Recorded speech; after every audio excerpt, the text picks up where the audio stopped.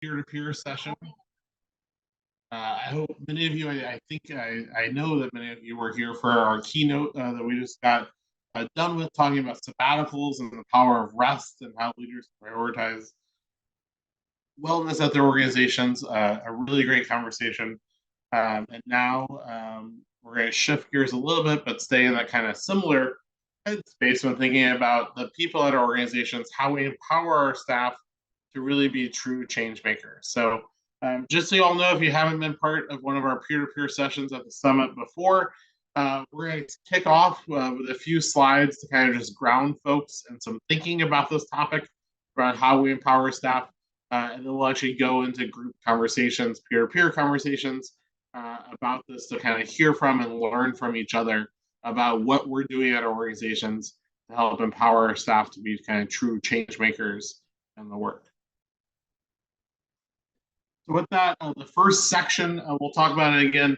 We won't talk for too long here. We have an hour together, so we'll spend the first kind of 10, 15 minutes, 10, 20 minutes going over some content here to ground us, and then spend the rest of the time in conversation with each other, learning from each other about what's working and what's not for kind of staff empowerment right now. So we think about this topic of management and accountability. A couple tips here for this first section. And the first is that it's really important when we think about how we empower staff, get them to change maker status, right, help elevate their impact and their work with the organization, that we're starting by thinking about what are we doing, right? A lot of times when we have the staff empowerment conversation, we see too often organizations run towards, well, my staff's not doing X, Y, or Z, right? Or I need my staff to start doing A, B, or C. And those are great questions to ask. We'll definitely get to that piece of it, that performance kind of management review process in a second. But it's really important that we're also asking first, or a very quick second, what we can do as managers, what we can do as leaders to make that performance more likely, right? To really prioritize the management we're providing alongside the kind of performance management review, correction, professional development we might be offering as well. So the first and biggest thing here when we think about what management practices lead to really high performing staff, right? So for high performing staff, what are their managers doing? One of the big things is aligning expectations, making sure expectations are clear, right? If my team doesn't know that I'm hoping that they do their work in a certain way or have a certain level of outcome or output, etc., they might hit it randomly, or they may never hit those goals, right? So it's important to make sure that both sides understand what success looks like, what the goals are currently, and only from this kind of shared expectation can accountability really be true, right? Otherwise, staff are either going to feel like we're holding them accountable to a standard they didn't know they needed to perform at, or we're not going to really know what success looks like in order to hold them accountable in the first place. So we want that kind of shared expectation. Secondly, we want to think a little bit about what kind of motivation are we providing staff. Again, a lot of times kind of people enter into this conversation about staff performance, staff empowerment with, oh, well, I don't really have an answer for how I motivate staff. It's their job, so they should do it, right? And that may or may not be true, but regardless, it's not very effective. So we want to think about how are we motivating staff? How are we helping them understand the value and importance of what we're hoping that they're doing? Specifically, if that work is not directly programs aligned, right?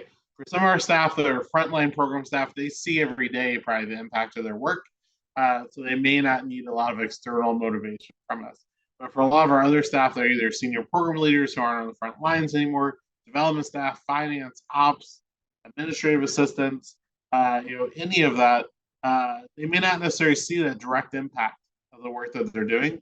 And we need to be providing that motivation and providing that understanding about why their work matters so much and ultimately supports that community impact that we have. And then finally, we need to think about what feedback we're giving, right? Too often we talk to managers who are thinking about their staff performance, are disappointed in some level of the performance of their staff, and then ask like, well, how have they responded to feedback? And the answer is, well, I haven't actually told any of them, right? Any of those.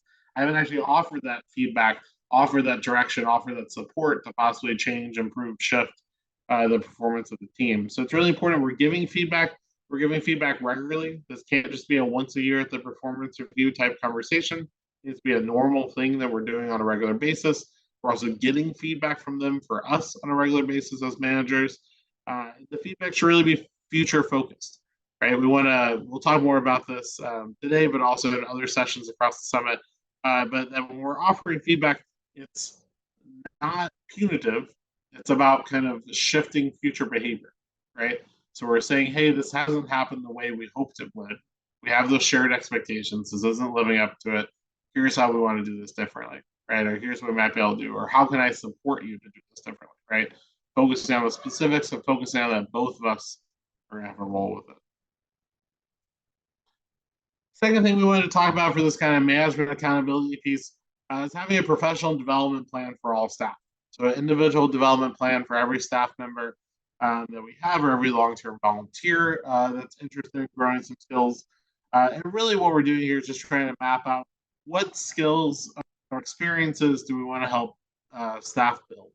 And they usually fall in kind of one of three buckets. The first is we might be trying to build the skills of staff that are really required to do their job, right? It's a program person. They have to do some data evaluation and they don't know a lot about data. So we're going to try to provide some training for them to understand data evaluation, analysis, et cetera, better than they do to help them do their job better. So that might be something that we as a manager or leader are kind of asking that staff member to prioritize and to find opportunities to learn about, and we're going to help them find opportunities to learn about. The second bucket is staff driven. So things the staff is interested in learning. Now, these things still need to be tied to the role, right? They can't be completely unrelated to the work whatsoever, but they don't need necessarily be, excuse me, tied to the core work of the role, right? So maybe that we have someone in our fundraising team that really wants to build out their professional public speaking skills. And we're going to help them kind of develop that because they're interested in that. That'll keep them engaged. And ultimately, that better public speaking probably will be relevant to some aspect of the role or could be in the future. And then finally, a lot of times we think about professional development simply as skill based, right? How can I learn to do something new? That's definitely a big part of professional development, but it's also about the experiences or connections we could offer, right? Can we get a certain staff member a mentor, or at least connections with folks that have done this work in a different way or longer at a different type of organization? Experiences, right? You know, if we're talking about project management, it's great for them to kind of maybe go to a couple courses on that, but even better if they have a chance to kind of lead a project, right? With some strong support in place, but learn by doing a little bit there. So thinking about what experiences, connections can we offer to round out this kind of professional development plan. And then finally, when we're thinking about the accountability piece of management accountability, we're thinking about how do we make sure the reviews we offer staff, the performance reviews, are kind of honest about their performance, but also helpful, right? So if we're doing, corrective feedback, we're keeping it really focused on specific actions and performance challenges, right? Not just saying overall, like, hey, things aren't going well. That's not very helpful.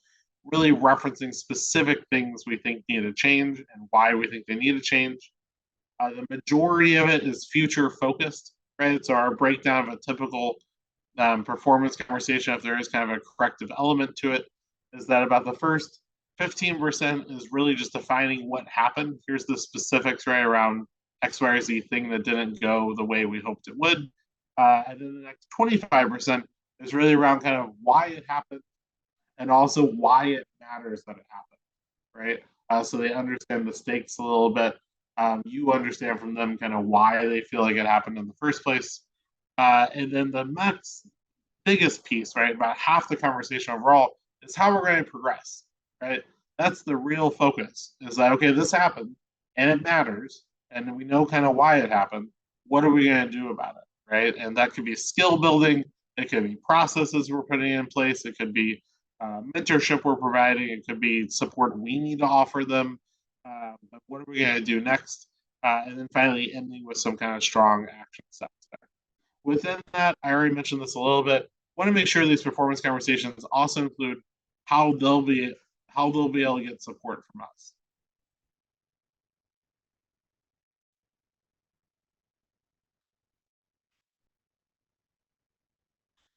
All right.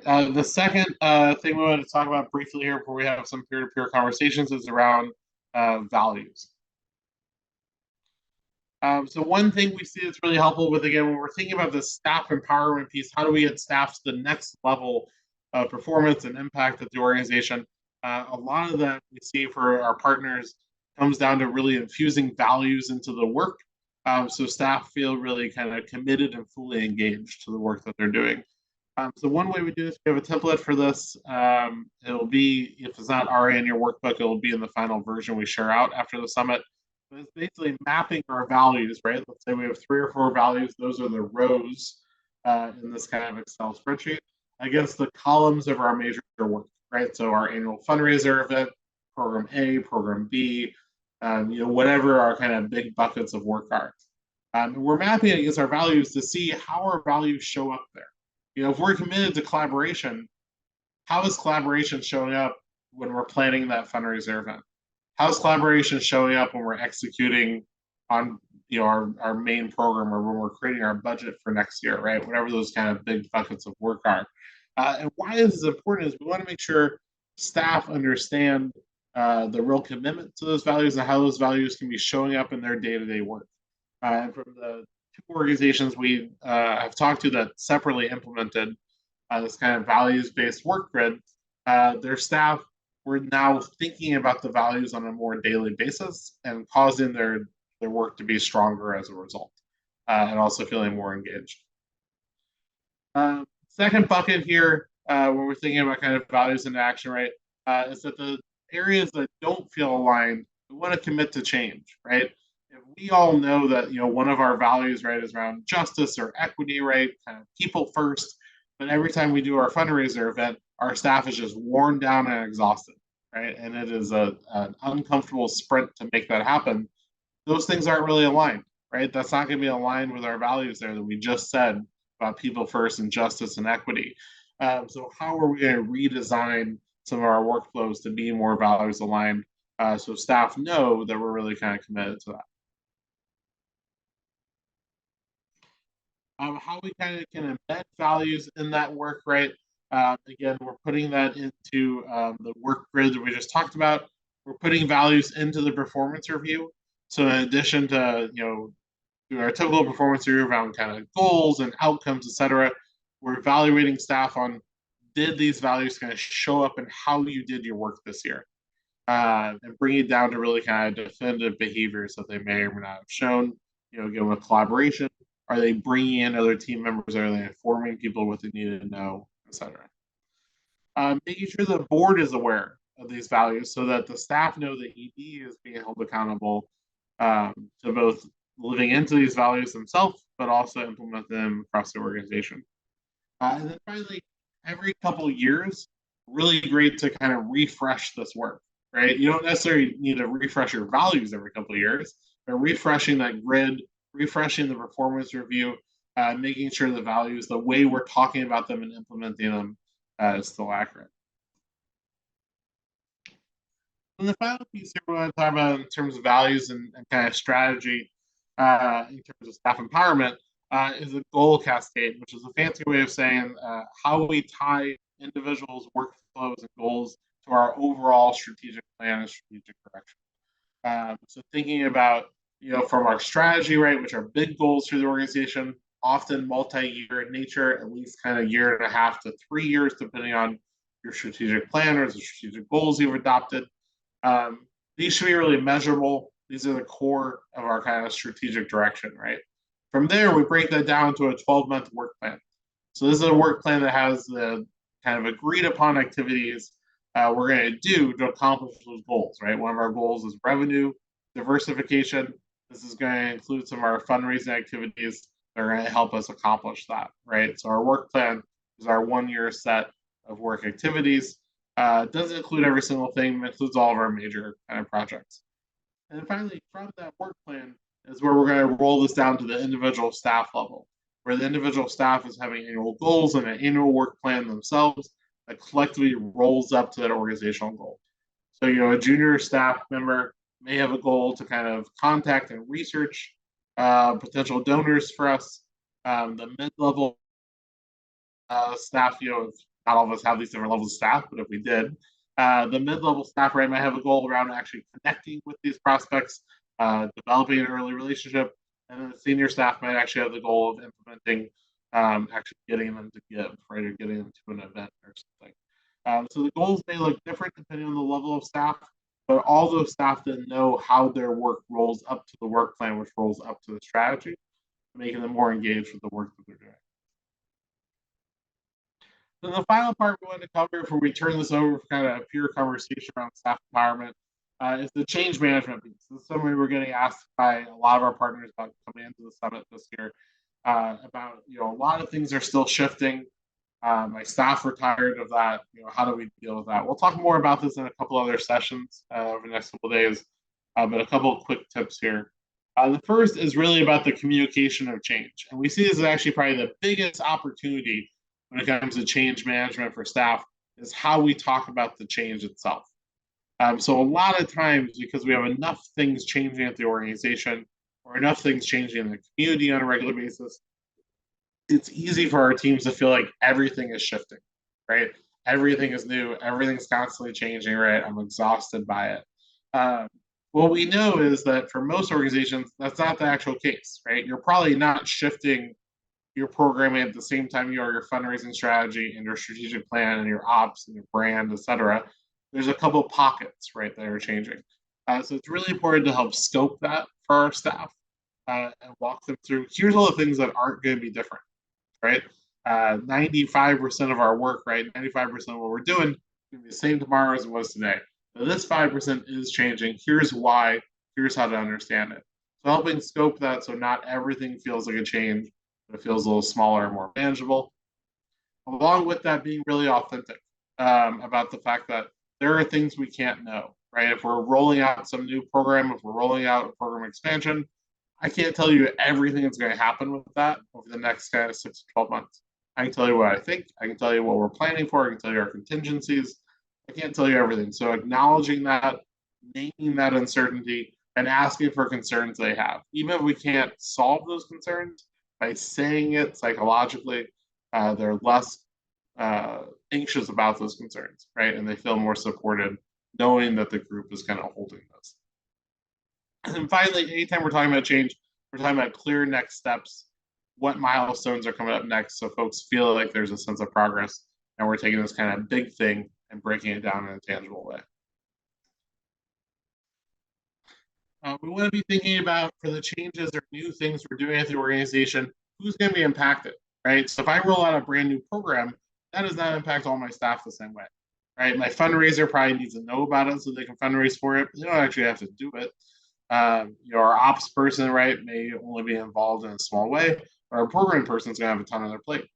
Same if we're really doubling down on kind of, something around fundraising, around increased corporate giving, or we're doing a second fundraising event. That fundraiser is going to be really busy with that, but that program staff may not actually have to do a lot. So thinking about who on my team is going to be directly impacted to actually support and make this happen, who's going to be responsible for part of this, right? And we need to make sure they stay in the loop. Who on the team isn't really involved, but we want to make sure they are aware of it so they don't feel left out. And then who, is a downstream stakeholder. This often goes beyond just our team to donors or clients or board members. They're just going to want to know how things are going. And finally, last thing here, then we'll get into the peer conversation, is around how we support staff throughout a change, right? So we're giving staff the opportunity to provide feedback on a regular basis, right, on how things are going if we're doing new or different work than we have been. We're doing some different levels of kind of one-on-one, but also group conversation. And we're giving kind of passive and active channels. So what I mean by that is that there's some opportunities to directly kind of come tell me, right, hey, this thing is really hard. This thing is, not going well. This thing's going great, whatever that might be, positive or negative feedback. And then some passive channels around this is, it can be digital, it doesn't have to be physical, but It's basically the idea of like the suggestion box, right? That there's somewhere they can email, somewhere they can quickly send some info, somewhere they can quickly leave an idea about the change that we're doing. I want to set realistic expectations with the team, especially on timing. So the team doesn't think this is going to be a 2 week process and it's actually going to take 6 months. So I make sure those expectations are aligned really strongly. And then finally, in this conversation with them around feedback, getting a sense from them about, do they have a clear path to get this done, right? Are there resources they lack, knowledge they lack, power they lack that they need to kind of do this and do this kind of fully? So with that, we're going to pause here and get into our peer-to-peer conversation. So we'll tackle the first couple of these questions, go into breakout rooms, talk about it, come back, discuss as a full group, and then save some time for questions that you all have as well that we haven't covered yet on this kind of staff empowerment topic. So what do you think about the first two questions in our breakout room here in just a second? So what seems to separate your top performers from others, right? So when you think about the members of your staff, they're really stepping up, getting a lot done, owning that work, right? Moving the work forward. Anything stand out to you about them when you're thinking about them kind of maybe comparatively to other members of your team? And then what do you feel like you're doing as a manager or leader to improve kind of team performance, to elevate staff empowerment? What's working, what hasn't worked? What questions do you have around kind of that staff empowerment piece about what a manager or leader can do? So we'll start with those two questions. What seems to separate your top performers from others? What have you done to improve team performance? Or what questions do you have on what you can do? We'll put you in breakout rooms here in just a second. Spend about 10 minutes in those conversations, just enough to be able to start talking and learning from each other. And we'll come back and share as a whole group so we can hear from everyone. So give me just 1 second to set up those breakout rooms. I think we got everybody back. Great. So love to hear a little bit highlights from some of y'all's conversations around either a top performer piece or what y'all are trying to do right now to kind of elevate and empower staff performance.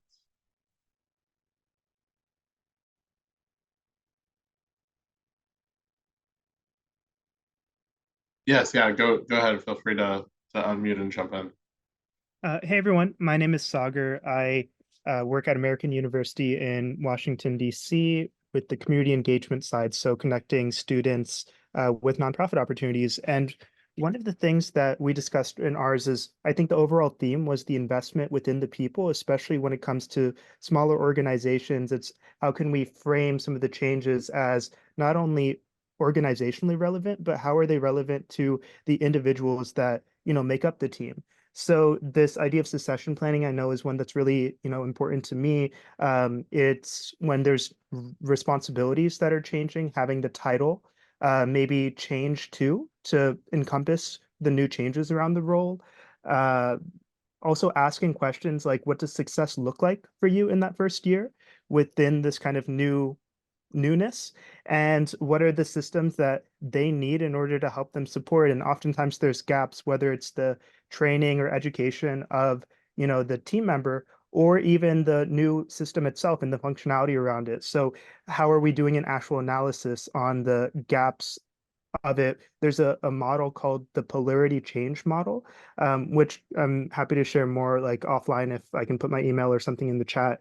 But that one kind of adds to, I think, what was mentioned earlier on these communication strategies. So how can we reinforce that not everything is changing, that there's going to be some stability, yet also make what's new seem more exciting? Uh, yeah, those are some things that came up. Yeah, no, that's great. And I'll say even on that first piece you're mentioning about kind of making it, relevant and aware to each individual. We see this a lot of times with just the simple act of working with staff to update their job descriptions, right? The number of organizations that have job descriptions that actually reflect what people do, especially, I mean, if you haven't updated your job description since 2020, your job description does not probably reflect what you do every day, right? None of our jobs are the same. But the number of organizations that have updated those and then have that conversation with staff that we're actually co-creating, right, and agreeing upon what the job description is even something as simple and kind of organizational policy as that can mean a lot, right? For staff kind of feeling engaged, they have some control and power over what that workflow is. So that's a really great point. Yeah, Dr. Kat. Yeah, some of the things that came up with our group, and I realize I'm probably a much smaller nonprofit than a lot of the ones that are here. I guess there's small nonprofits and micro nano nonprofits.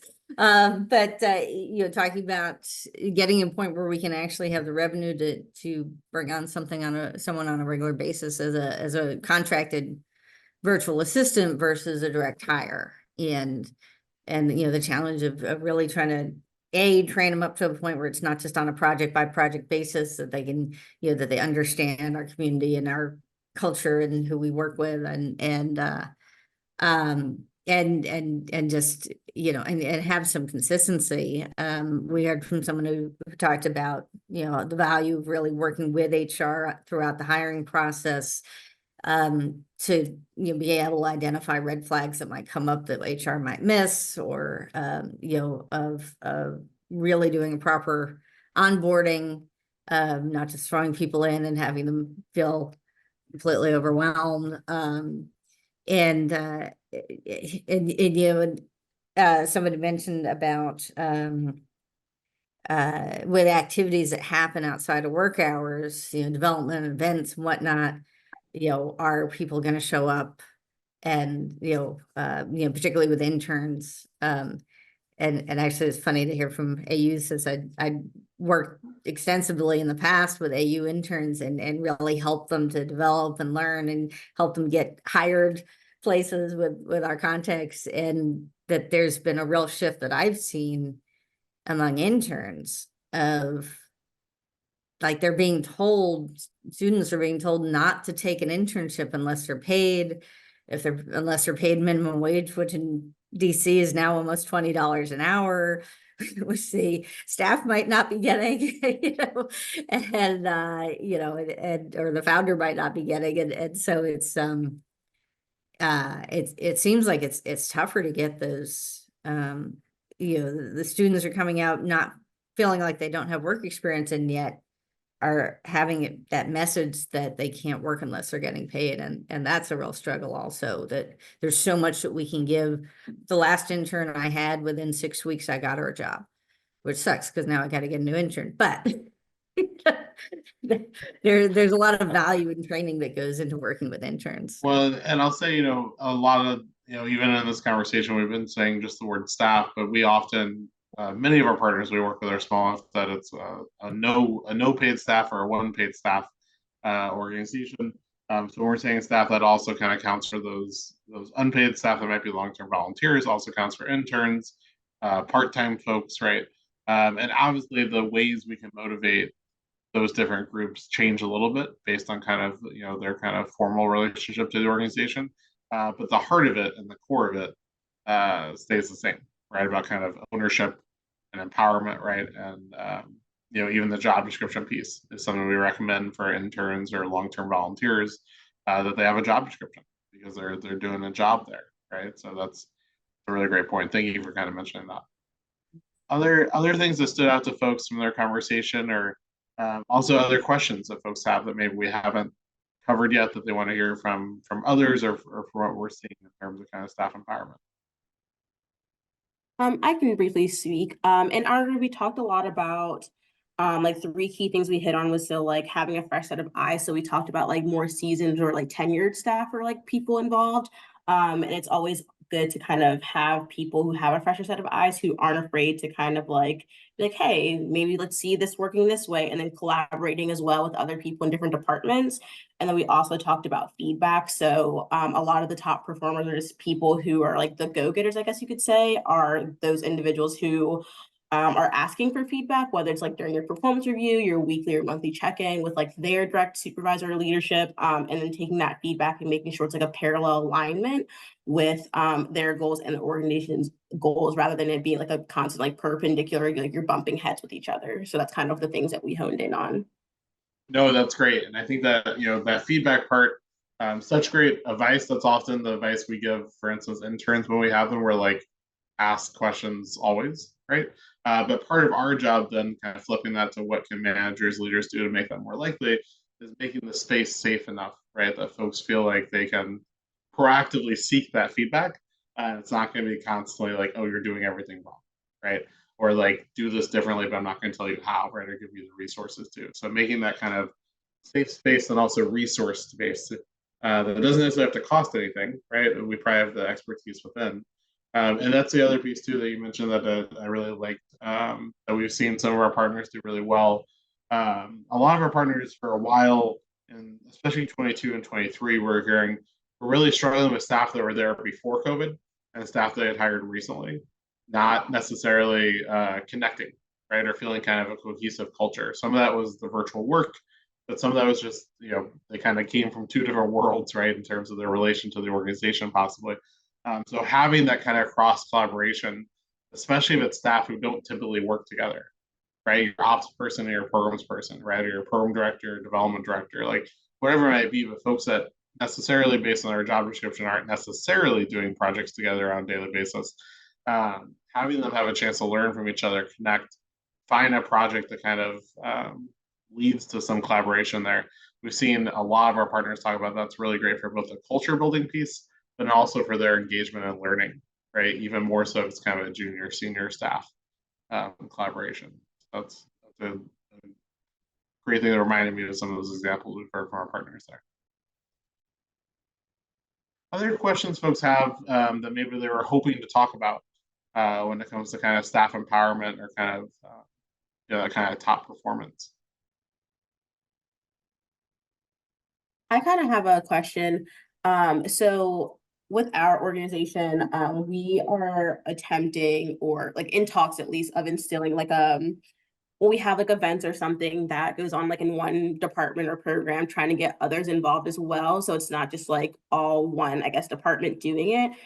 Does anyone, or I guess even you, Matt, like have, I guess, any advice or experience with kind of pulling in other departments to help on things they might not be like not necessarily knowledgeable on, but like they're not experts, I guess, in their sense, and they're kind of like a little bit more weary about joining in, helping out with those kind of things to kind of make them, because like it'll help them with professional and personal development for one, but then also too, just like organizationally would kind of help things be a little bit more cohesive when we're doing like event planning and such. Yeah, no, that's a great question. Yeah, so how are folks kind of getting different teams or different individuals that wouldn't typically work together to support either shared events or other kind of shared projects at their organizations?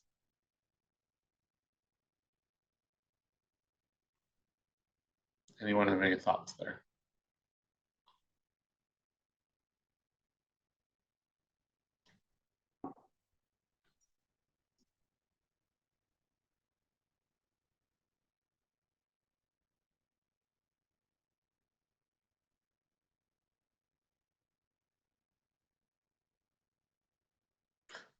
I'll say that for many of our groups, and possibly the reason there's some pause is that their teams are small enough that collaboration is a necessity, not an option. So for many of our partners, half don't have any fundraising staff, three-quarters don't have any communication staff that are dedicated to it. Meaning that if we're having a fundraising event, everyone's involved in some way, right? Or if we're having kind of a major kind of communication effort, everyone's involved in some way.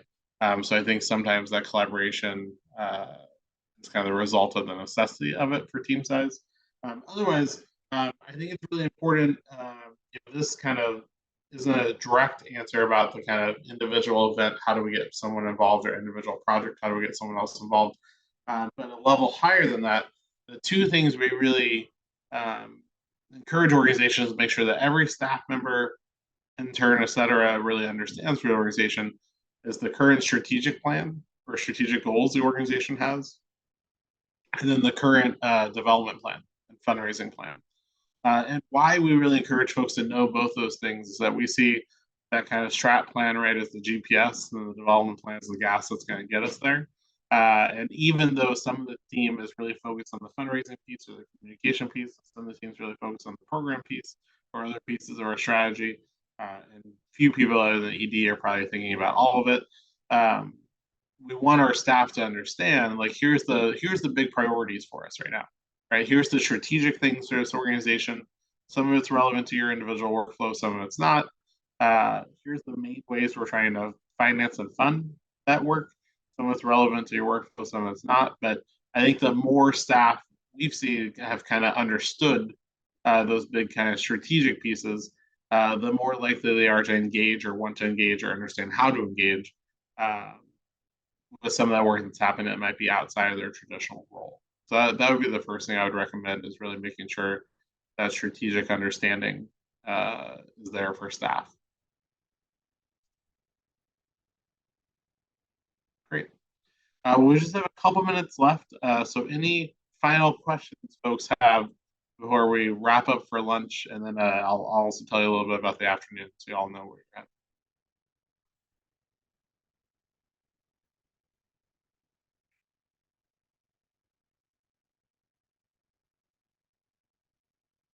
All right, great. So I'm not seeing any other questions here. So we will break for lunch here in just a second. After lunch, so at 1 o'clock Eastern, in case anyone's calling from outside the area, 1 o'clock Eastern, we will come back together for our afternoon sessions. We'll have a couple of sessions along with a breakout room. The panel today at 3. Really encourage you all. The panel is going to be great. We have some great nonprofit leaders on there talking about what they're doing very practically on a day-to-day basis to manage staff and keep them engaged. So hope to see you at our afternoon sessions and our panel. If you have any questions about where any of that is, the workbook has links to it. Yeah, Mimi. Was there going to be a discussion about major donors, or did that happen already? Yes, there is a fundraising session. Right now there was a peer-to-peer, but there also are others. So I believe there is one during the breakout sessions today. So during the next breakout session, one of those should be on major donors. Thank you. Yep, awesome. And if you all need anything or have any questions about links or where to go, feel free to reach out to our team throughout today as well. The link for the session right after lunch is in the chat. So thank you all, and we'll see you all in about an hour.